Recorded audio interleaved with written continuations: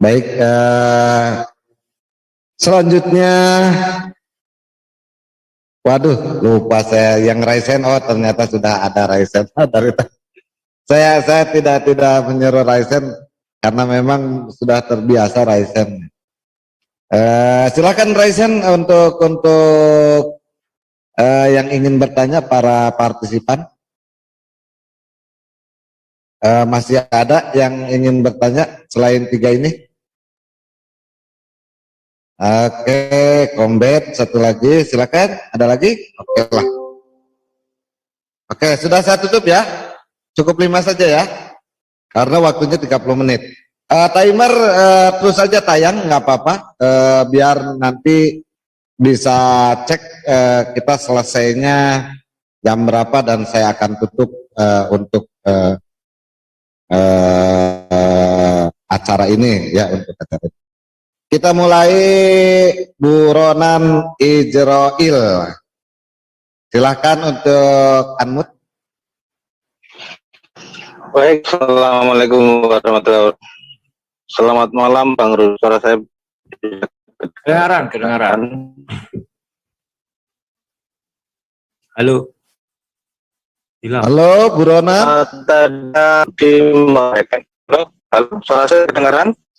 Suara kedengaran? Halo, ya, halo? kedengaran. Nah, tadi saya mendengar Bang Rudi itu menyampaikan bahwa kematian itu ada di tangan iblis, gitu ya. Coba tolong di share screen Ayub 14 ayat 5. Ayub 14 ayat 5, silakan. Share screen Ayub 14 ayat 5. Pak Rudi bisa share screen atau siapa? Ayub berapa? 14 ayat 5. Ayat 5. Bentar ya. Ayub 14. Bisa tolong sekalian dibacakan, soalnya saya di jalan ini. Ya, aku bacakan atau di share screen aja? Silakan dibacakan, boleh di share screen, boleh, silakan. Ayub 14 ayat 5 ya. Jikalau hari-harinya sudah pasti dan jumlah bulannya sudah tentu padamu dan batas-batasnya sudah kau tetapkan sehingga tidak dapat melangkahinya. Terus? Nah, halo. Itu berbicara tentang apa, Bang Rudi? Tuh, hilang. Ya, itu aja pertanyaannya. Suara saya kedengaran. Itu berbicara tentang apa? Itu berbicara tentang umur manusia. Itu berbicara tentang umur manusia kan? Saya nggak akan tektok ya. Halo, suara saya kedengaran ya? Ya. Dilanjut. Nah, itu berbicara tentang umur manusia kan? Nah, di situ sudah jelas bahwa tidak ada yang bisa melampauinya. Di situ sudah jelas. Jika harinya sudah ditentukan, batas bulannya sudah ditentukan, ya kan? Waktunya juga sudah ditentukan, maka nggak satu pun yang bisa melampauinya. Itu. Nah, kalau misalnya ini ya, yang itu adalah Tuhan. Itu kalau diterjemah di sabda ya, sabda web itu ada sudah kau tentukan. Jadi ada kata ganti orang pertama, kau. Ada kata ganti orang kedua, maaf. Kau yang merujuk pada Tuhan gitu. Nah, ketika batas waktu yang sudah ditentukan sama Tuhan, semuanya sudah ditentukan, ya kan? Dan ternyata iblis gak mencabut. Terus manusia itu mau kemana, Bang Rudi? Silakan Pak Rudi dijawab. Oke, aku jawab. Terima kasih ya. Kalau seperti yang kalian bilang itu, bahwa semua sudah ditentukan Tuhan, ya ngapain kita hidup di bumi ini? Kita bukan robot. Kita bukan ibaratnya sudah ditentukan mati hari sekian, tanggal sekian. Untuk apa kita hidup? Bagaimana dengan orang yang mempercepat kematiannya? Apa juga Tuhan menentukan kita mati bunuh diri? Apakah Tuhan menentukan kita mati tabrakan? Jahat sekali Tuhan. Di dalam ajaran Kristen jelas dikatakan, upah dosa adalah maut, Roma 6 ayat 23. Karena berdosalah manusia, makanya mati. Andai kata Adam dan Hawa tidak berdosa, maka kami akan hidup di Taman Eden tanpa ada dosa. Tetapi karena Adam dan Hawa berdosa, maka dia mendapat hukuman.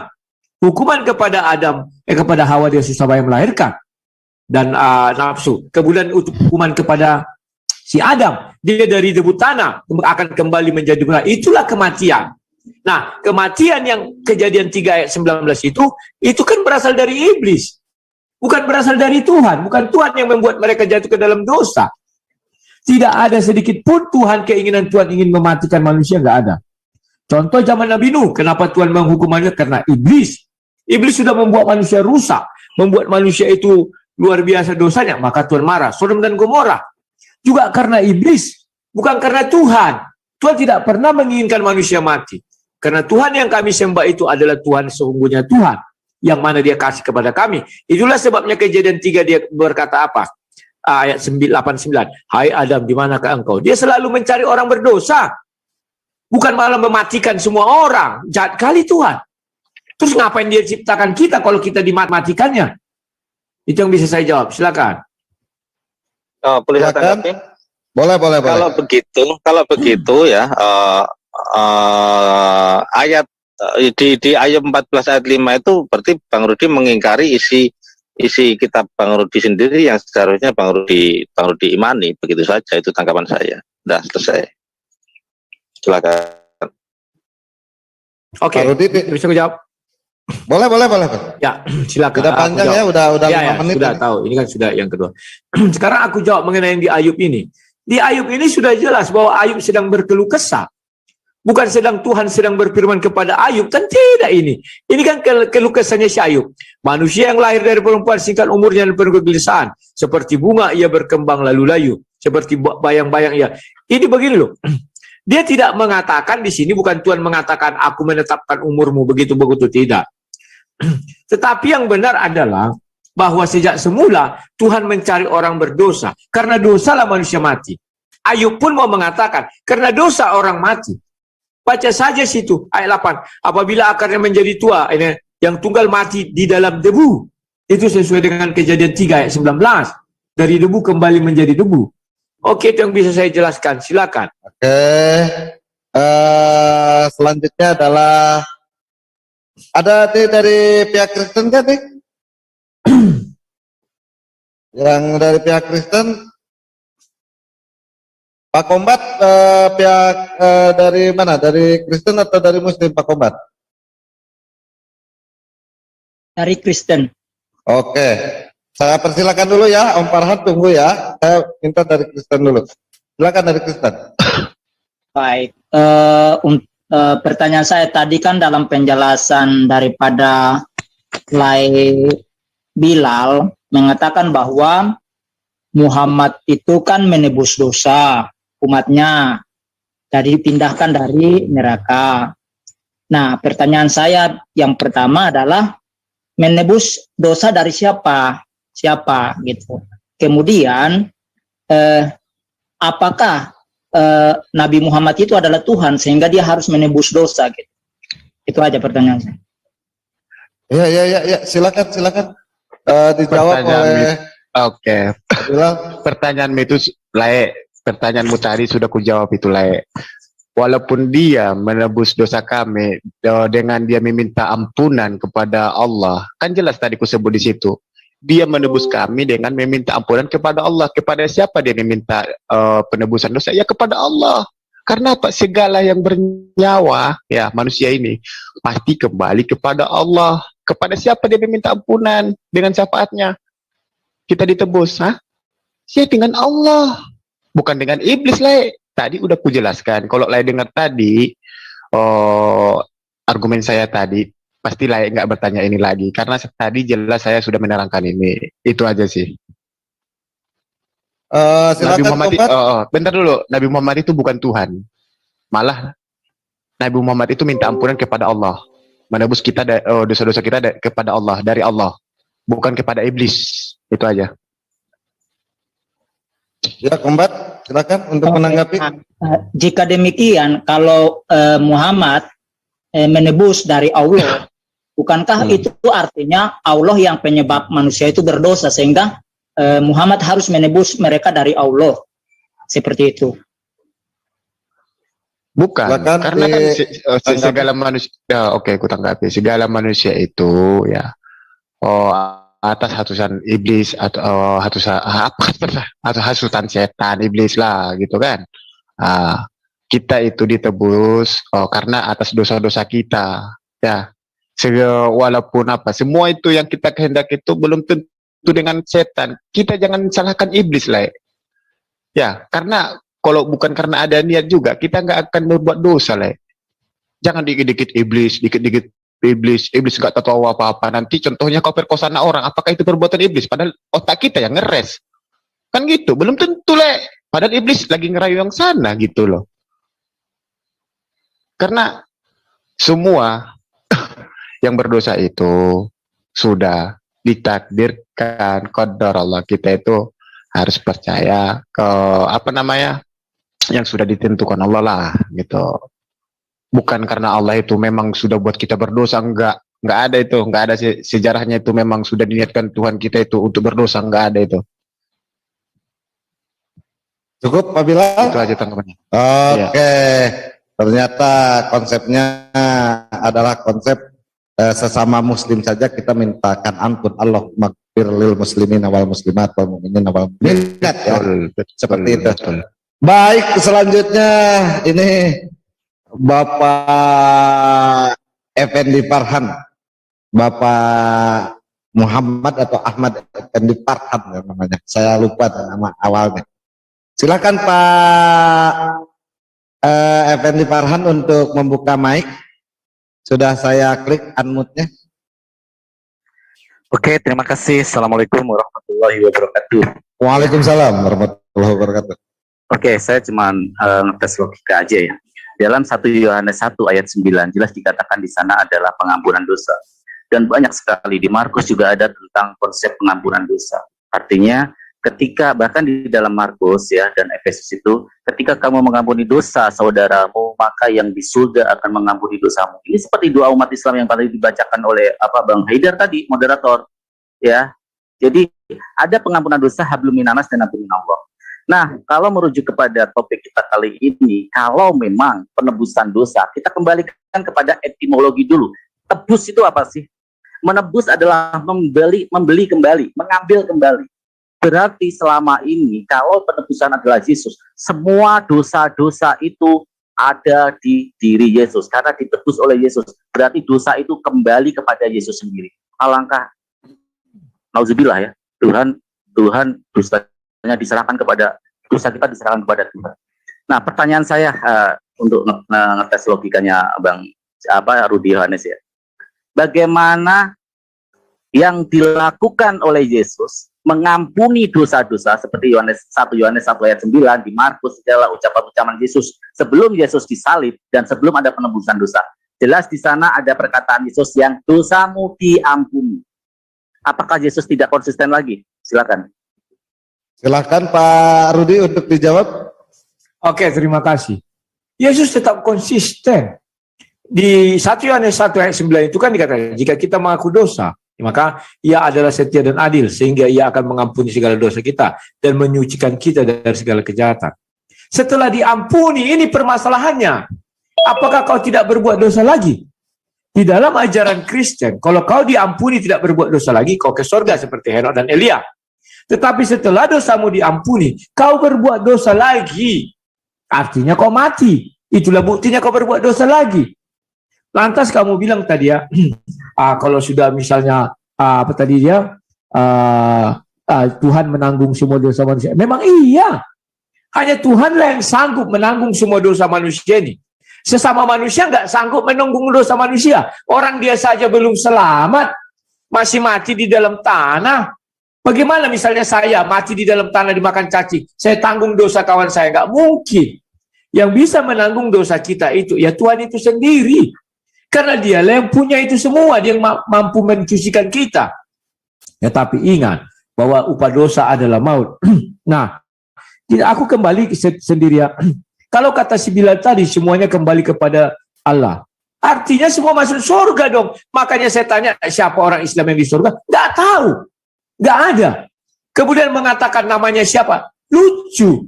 Masa kita tanya pula siapa nama orang yang menaikkan Nabi ke atas kuda? Kan lucu. Intinya di dalam Bible dikatakan ada orang Kristen yang sudah di sorga. Titik. Mengenai nama memang tidak disebutkan. Tetapi apakah ada orang Kristen di sorga? Ada. Sementara ayat yang sama saya minta dari Quran tidak ada. Terus dia bilang semua orang kembali kepada Sang Pencipta. Kalau kembali artinya kan Bapa Allah SWT kan pemilik sorga. Artinya kembali ke sorga. Kalau di dalam Kristen, orang yang mati di dalam Yesus, ya ke sorga. Orang yang tidak mati di dalam Yesus masih di alam maut. Itulah orang Kristen mengatakan demikian. Ya.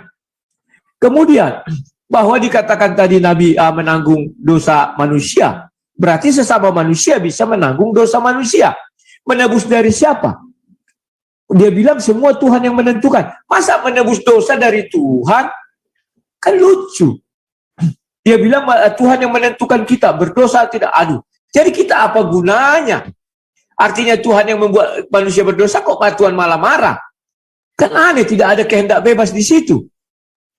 Di mana aku bilang kayak gitu tadi? Di mana tadi aku katakan kayak gitu? Coba diputar ulang dulu. Di mana tadi? Mohon maaf. Saya ngomong gitu. Pak Rudi, fokus kepada pertanyaan dari Pak Harusnya fokus ke saya ya. Ya. Narasiku yang tadi. Tidak menjelaskan lagi. Ini saya catat. Tidak membuka lagi peron debat. Sebentar. Saya akan ini ya. Rudi, omongan kamu benar-benar sangat hipokrit sekali. Kamu lupa dengan ayat kamu sendiri. Inilah yang saya tidak suka dan saya merasa pensiun dalam dunia debat dengan orang-orang seperti kamu, ya. Bahkan di dalam Lukas 17 ayat 3 dan 4. Jagalah dirimu. Jikalau saudaramu berbuat dosa, tegurlah dia. Dan jikalau ia menyesal, ampunilah dia. Dor. Jangan hipokrit jadi berdebat itu. Berdebat itu di apa? Komitmen dan attitude kita itu dipertaruhkan. Gila ya. Dan makanya saya memutuskan debat dengan orang-orang seperti ini adalah sebuah kesia-siaan. Bahkan di dalam kitab kamu sendiri, sesama manusia itu bisa namanya. Oke, udah bisa saya jawab, itu kepanjangan narasinya. Sebentar, Rudi. Jangan kamu tidak mendebat aku, kau bertanya. Rudi, sebentar. Ini menanggapi. Sebentar, karena Anda mengatakan itu ini ya. Artinya di sini apa yang kamu ucapkan berlawanan sama sekali dengan kitab kamu. Jelas di dalam Lukas itu dikatakan kamu bisa mengampuni dosa saudara kamu. Ya. Jadi debater apalagi senior, jagalah mulut, attitude, karena apa? Konsekuensi dari sebuah argumentasi adalah sebuah konsistensi dari kita berlogika. Masuk ke ruangan saya habis ini, Islam berlogika, kami tidak bertaburan ayat. Argumen bukan karena ayat, tapi logika yang kita pakai. Terima kasih. Oke, ku jawab. Itulah itulah kekeliruan si Farhan. Makanya dia mundur dari debat. Kenapa? Karena dia tidak mampu mengolah kalimat saya. Dan saya yang membuat dia mundur dari dalam dunia debat. Apa yang saya katakan? Ini kisahnya memindahkan orang dari neraka ke surga. Putar ulang nanti rekaman. Tidak boleh manusia sesama manusia mengampuni orang lain dari neraka ke surga. Gak bisa. Tetapi saya bilang tadi di awal, doa Bapa kami, ampunilah kami seperti kami mengampuni orang yang bersalah kepada kami. Itu ada. Rudi, tampilkan. Tidak, jangan kau biar jawab. Kamu tahu. Jangan kau jawab.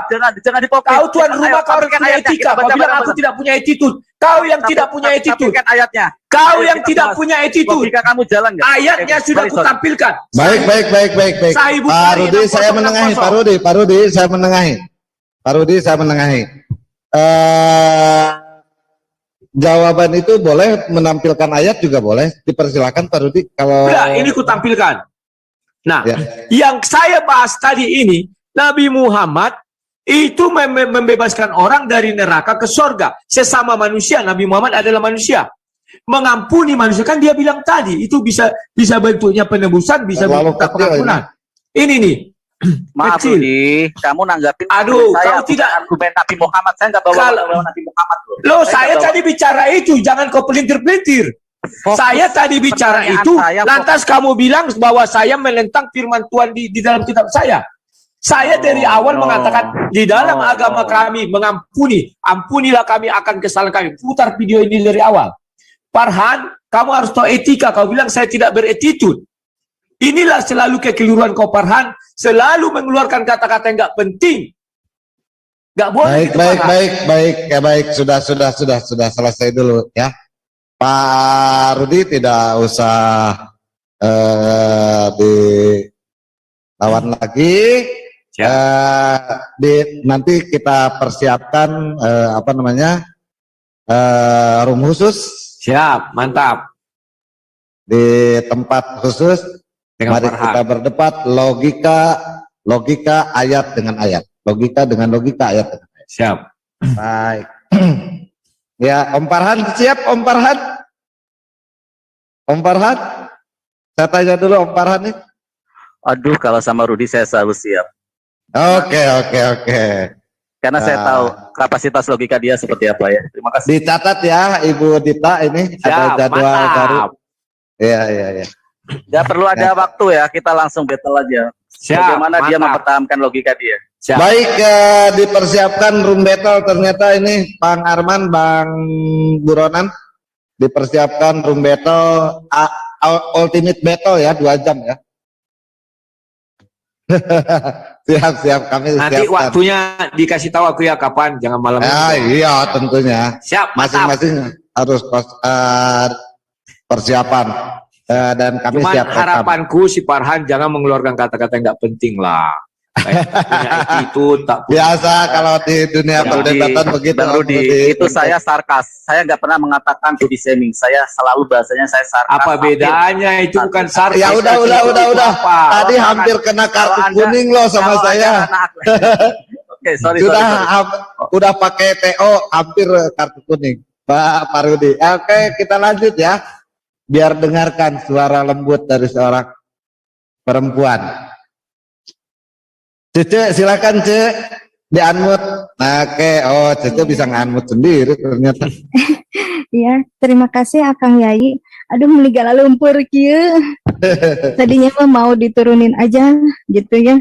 Jangan, Ngejemput. atulah. Ya, terima kasih. Izin bertanya kepada Akang Rudi.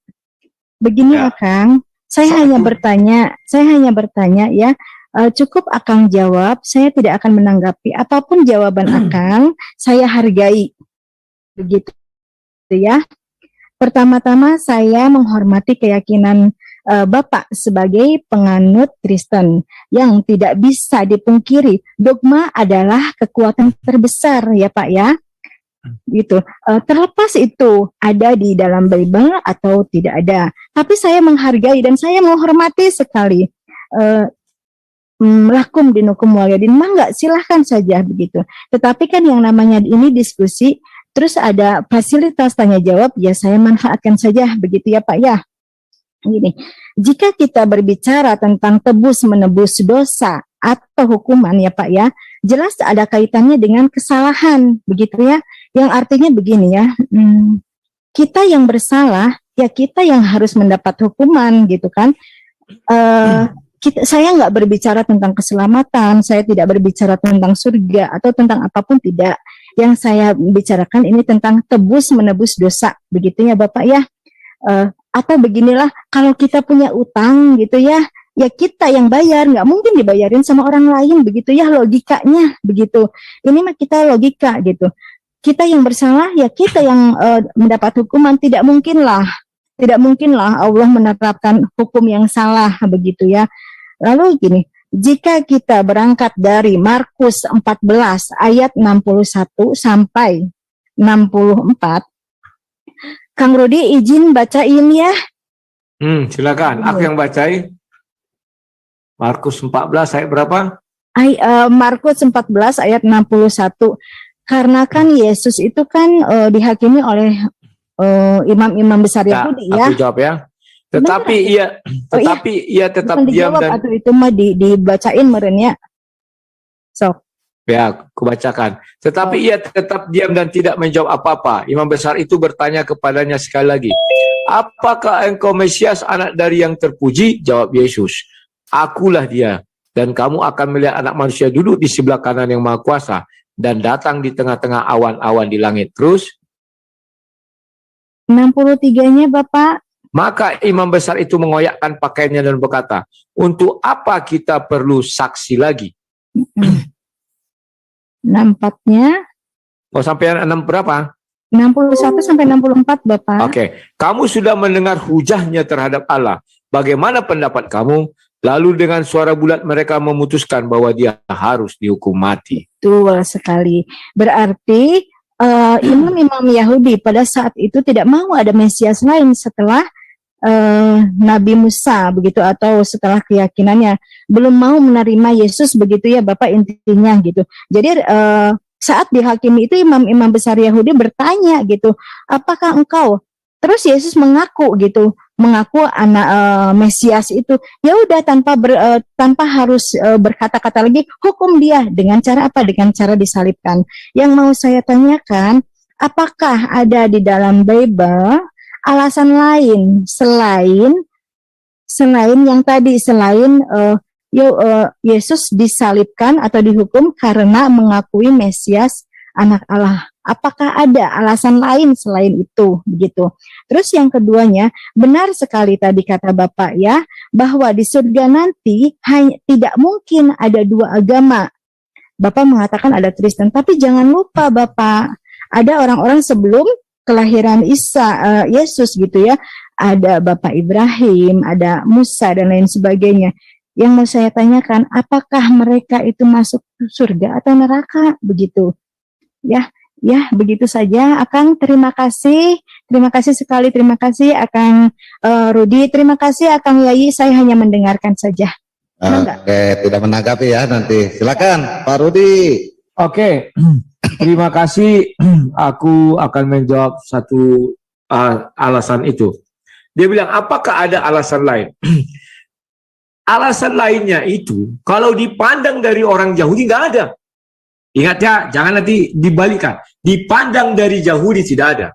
Yohanes 10 ayat 33-34. Bukan karena perbuatan baik kami melempari engkau, tetapi karena engkau menyetarakan diri dengan Allah, dengan Bapa di sorga. Maka mereka marah. Alasan dari sudut orang Yahudi itu tidak ada yang lain. Kemudian, apakah Abraham atau Musa masuk ke dalam sorga? Kalau kamu tanya saya, di dalam perjanjian baru ada kisah orang kaya itu yang mati dan dia melihat Abraham di sorga bersama Lazarus. Itu yang saya bisa katakan. Kalau mengenai Musa bagaimana? Musa lah satu-satunya berdua dengan Elia turun berjumpa dengan Yesus itu di Taman Getsemani dan disaksikan oleh murid-murid. Elia sudah di sorga, tidak mungkin yang di bumi disetarakan dengan yang di sorga. Maka saya percaya Musa pun di sorga. Itu yang bisa saya jawab. Silakan. Oke, ada satu lagi penanya, Pak Pami, nanti di sesi bebas ya, kita siapkan ya.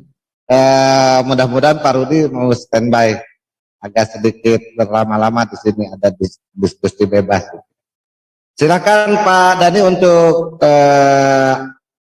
mengamut. Ya Pak Dani, silakan. Halo Pak Dani. Pak Dani, mic-nya sudah terbuka. Pak Dani. Baik, rupanya tidak ada. Sisa waktu 2 menit lagi Pak Dani.